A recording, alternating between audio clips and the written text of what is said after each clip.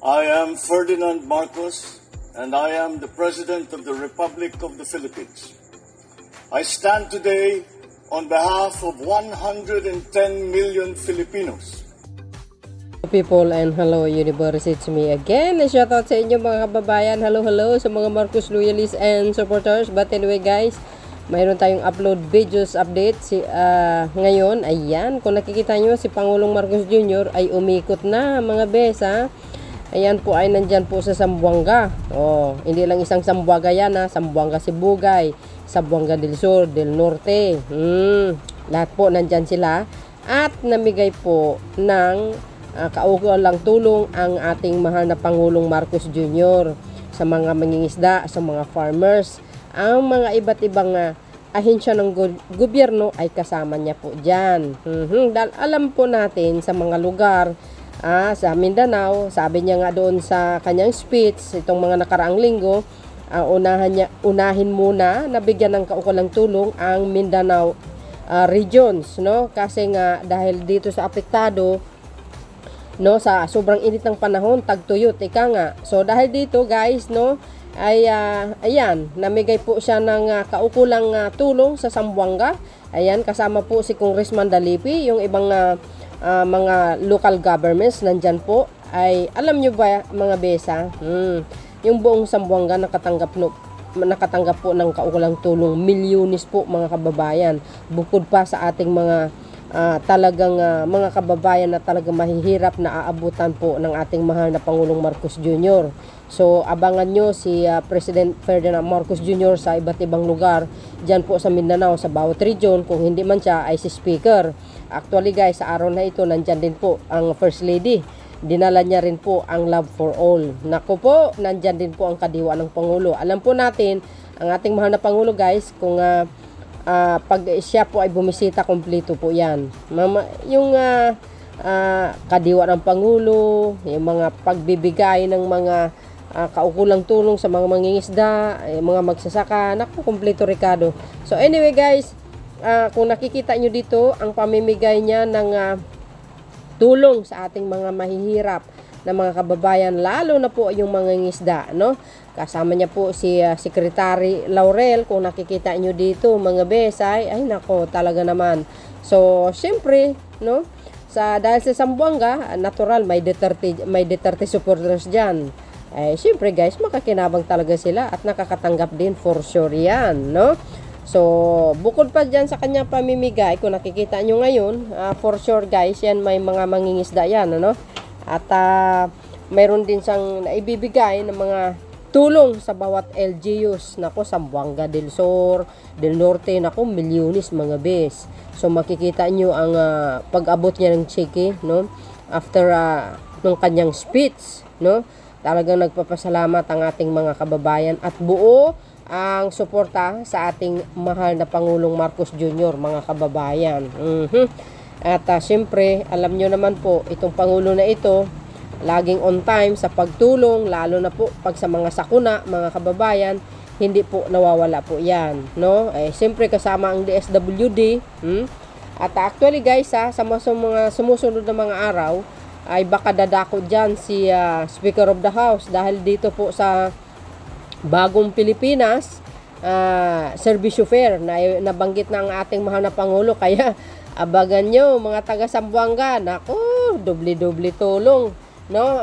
Ganito dapat, kasi hindi araw-araw may sakuna ay may ayuda. Ito po guys, nagbibigay ng tulong ang Pangulo pagdating sa mga dilubyo, no, sa mga sakuna, no, tulad ng El Nino, baha, bagyo, flooding, pagbaha. So dahil dito guys, panoorin nyo ang ating mahal na Pangulo sa kanyang speech, okay?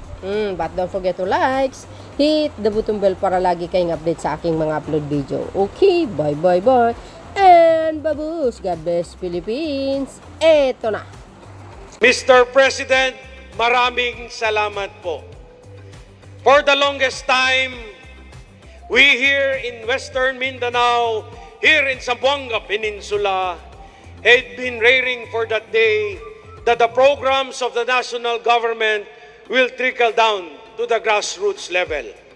A few days ago, I was in a meeting, in a conference, wherein the Secretary of Agriculture, Secretary Kiko Chu Laurel, and the Administrator of the National Irrigation Administration, Eddie Guillen, were telling us of a program.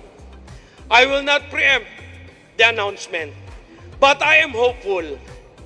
What they imparted on us gives us hope here in Mindanao, gives us that fighting chance that through the programs of the national government, through the programs of President Bongbong Marcos, malapit na po nating makamit yung programa na murang basic commodities. Palakpakan po natin si President Bongbong Marcos. In a few months, I am optimistic. Together with all of us here in Mindanao, we should all be united in supporting the national government of the programs which will help our fellow Filipinos.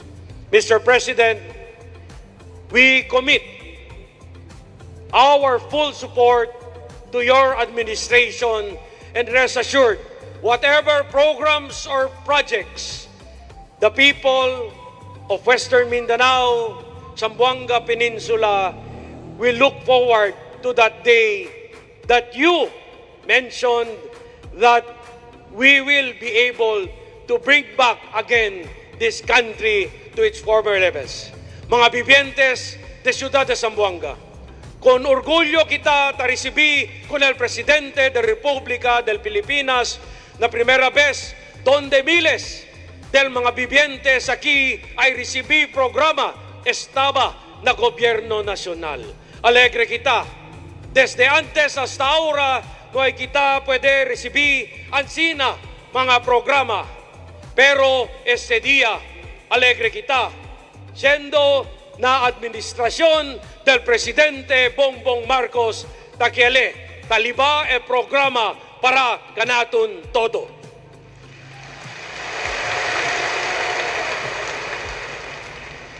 Maraming salamat, Mr. President. I know deep within your heart, you have that compassion. You have that sincerity, and we can see it.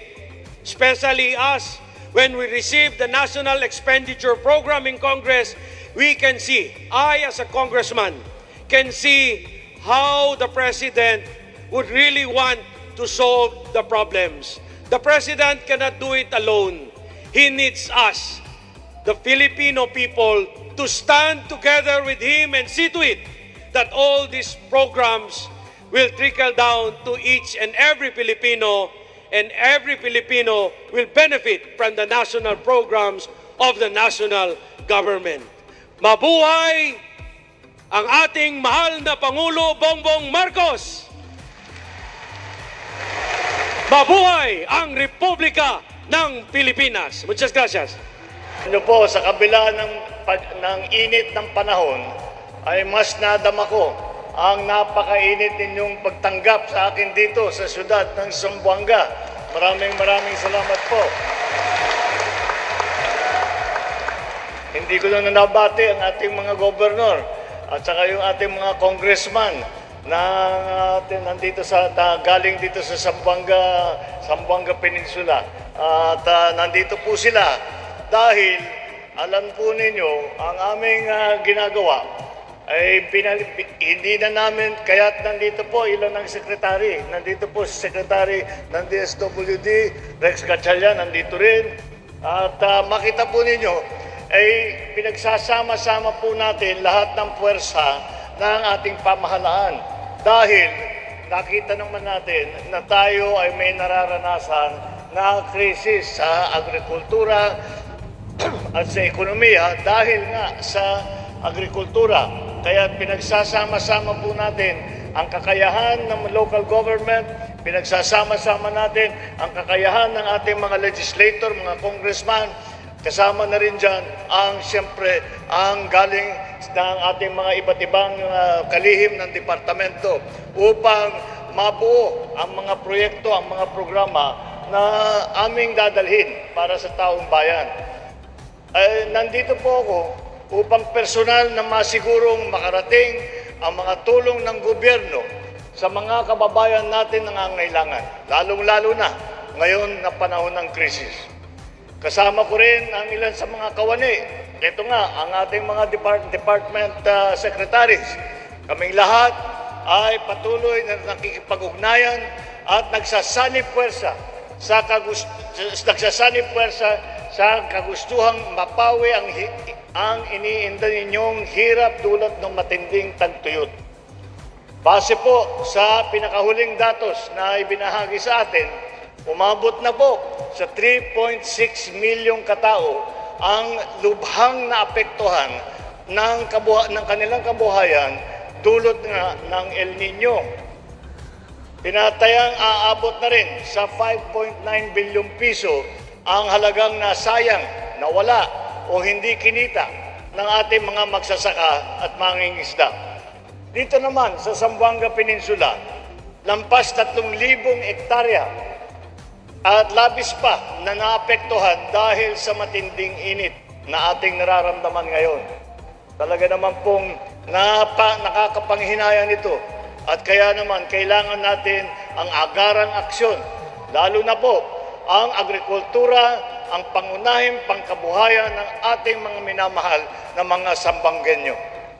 Minabuti namin na makapaghatid ng sari-saring tulong at suporta sa inyo dahil isa kayo sa pinakamalubhang na apektuhan ng El Nino.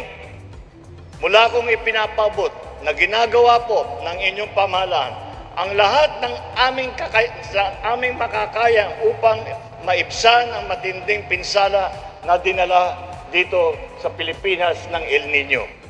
Hangad po namin na mabigyan kayong lahat ng maayos na buhay, kaya naman po ay nagsisikap kami na bigyan ng pansin ang pangangailangan ng bawat probinsya at bayan sa buong bansa. Ang DSWD po ay nandito ngayon patuloy na handang magbigay tulong sa ating mga kababayan. Ang DA naman, ang Department of Agriculture naman ay patuloy na nagmamonitor at nag-aaral ng mga strategiya at plano patungkol sa cloud seeding operation, sa mga irrigation system at sa paggawa ng climate resilient infrastructure na project.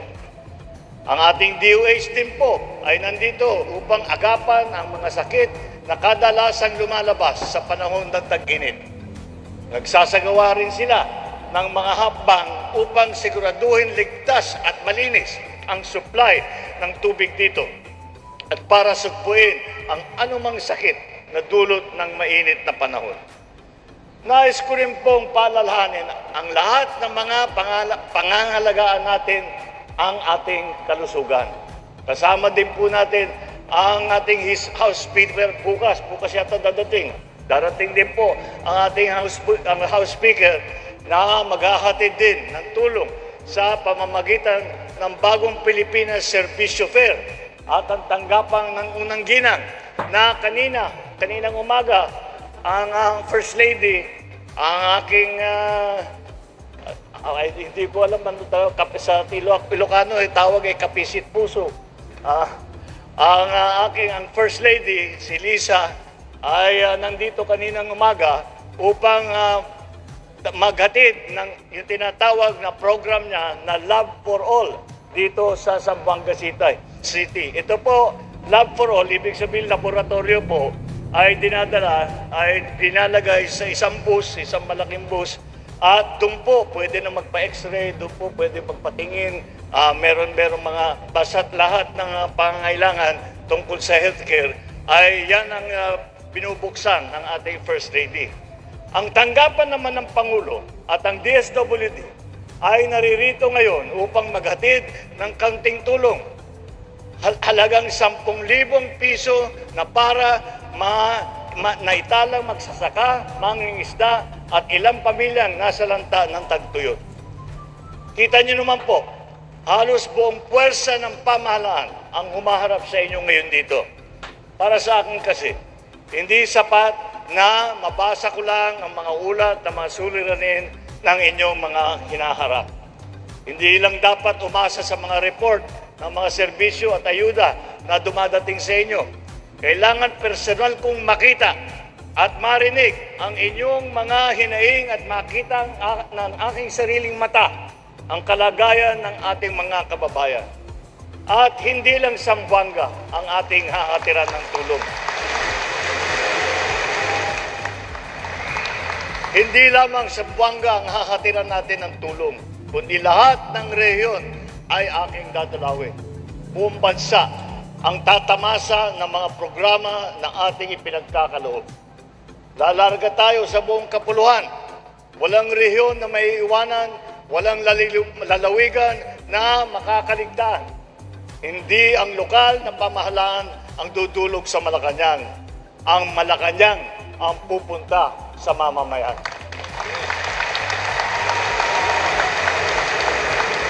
Mga kababayan, ang buong mundo po ay naghaharap sa matinding pagsubok dulot sa tinatawag na climate change, pagbabago po ng panahon. Extreme weather ang nararanasan natin, matinding init ngayon. At sa mga susunod na buwan naman ay asahan natin ay ang matindi naman na pag-ulan.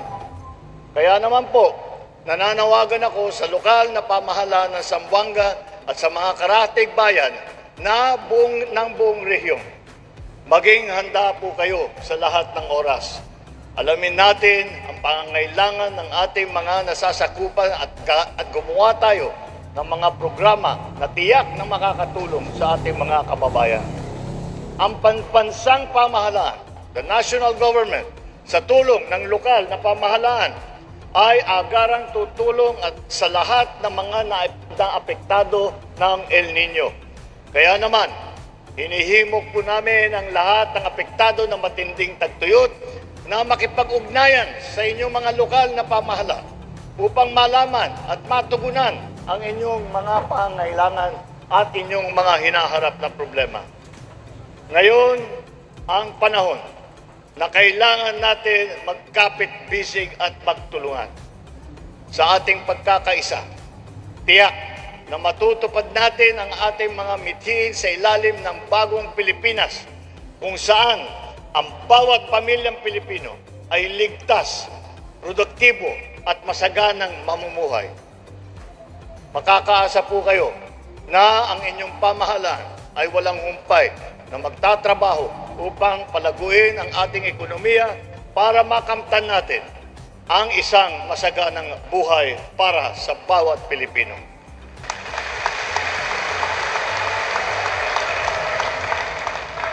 Magsilbing patunay nawa ang pagdalaw ko rito sa inyo na hindi napapabayaan ng pamahalaan. Kakampi po ninyo kami sa bawat laban at kaakibat sa bawat paghakbang tungo sa mas magandang bukas.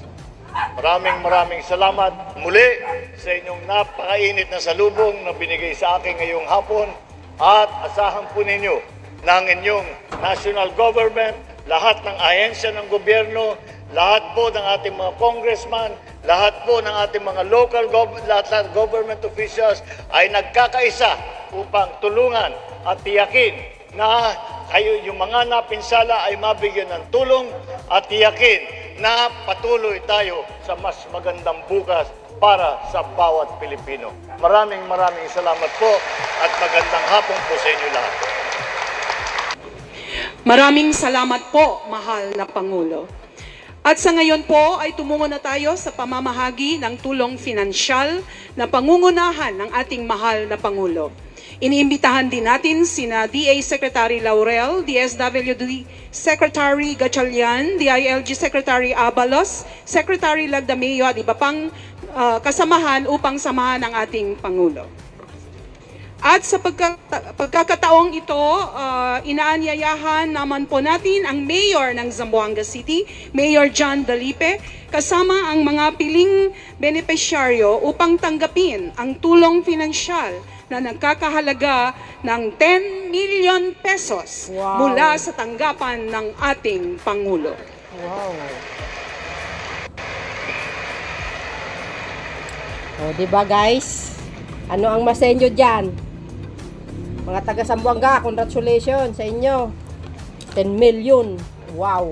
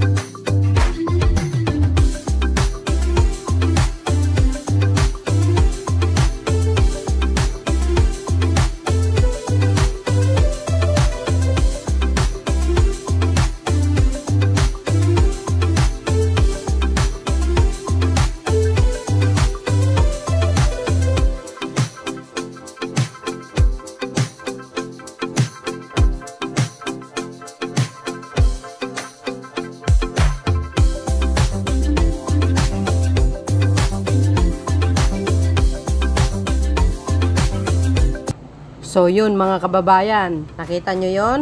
Oh, see? Sabi sa inyo hindi nagpapabaya yan. Lahat po ng sakuna, laging on time tumutulong po yan. Dahil Pangulo siya ng Pilipinas, alam niya ang kanyang gagawin. See? Sasabihin nyo, walang nagawa itong gobyernong ito. Sabihin nyo, walang nangyayari na achievement ni Pangulong Marcos Jr., walang naitutulong. Sabi ni Digong, di wow. Thank you na lang sa mga paninira nyo sa kanya. Sana patawarin nawa kayo ng Diyos sa mga pinaggagawa nyo, sa mga masasamang mga salita, pambabatikos, pambabastos sa kanya. Sana patawarin kayo ng Diyos.